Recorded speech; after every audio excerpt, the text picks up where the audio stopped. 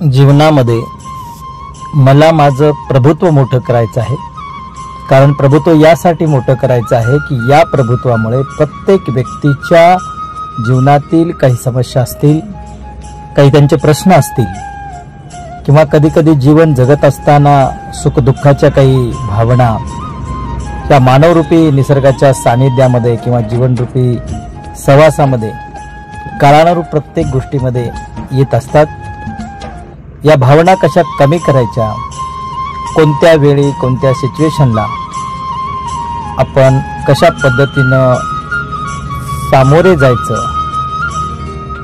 हे आपण जेव्हा चांगल्या पद्धतीनं एका चांगल्या मार्गदर्शनाखाली आपण करत असतो तेव्हा ते मार्गदर्शन लाभदायी असावं, सुखकारी असावं, नाहीतर एक नियोजनपूर्वक पुढच्या आयुष्याला वळण देणारं असावं, कुठंतरी समजणारं असावं, तेज देणारं असावं, बळ देणारं असावं। कारण या जीवनात माणसं फक्त जगण्यालाच अर्थ देतात, जगताना त्यांच्या येणाऱ्या काळातील सुखदुःखाची कल्पना नसते।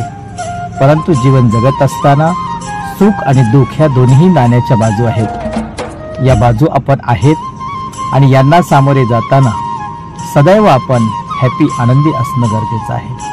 हॅपी असणं यासाठी की आपण स्वतः आपल्या मनाला ज्या प्रकारची आपण सवय लावतो ती सवय आपल्या जीवनाचा एक भाग बनत असते।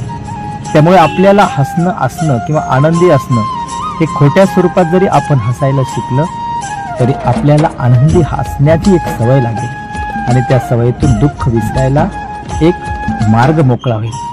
कारण सुख देणारे आणि दुःख देणारे यामध्ये दुःख देणाऱ्यांची संख्या जास्त असेल पण घेणारा नसला पाहिजे। जर दुःख देणारे कितीही असो स्वीकारणारा नसला पाहिजे।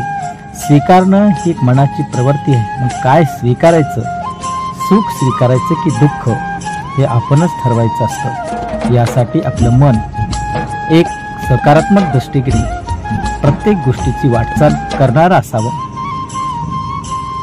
सजल असावं आणि त्या गोष्टी स्वीकारण्याची आणि ती पचवण्याची क्षमता असणारा असावी। जीवन खूप चांगलं आहे। आपण त्या जीवनामध्ये आपलं जीवन जगत असताना दुसऱ्यालाही कसं सुख देता येईल, जेव्हा आपण दुसऱ्यासाठी काही करतो तेव्हा नक्कीच आपल्याला आपल्यासाठी काहीतरी चांगलं घडत असतं। धन्यवाद।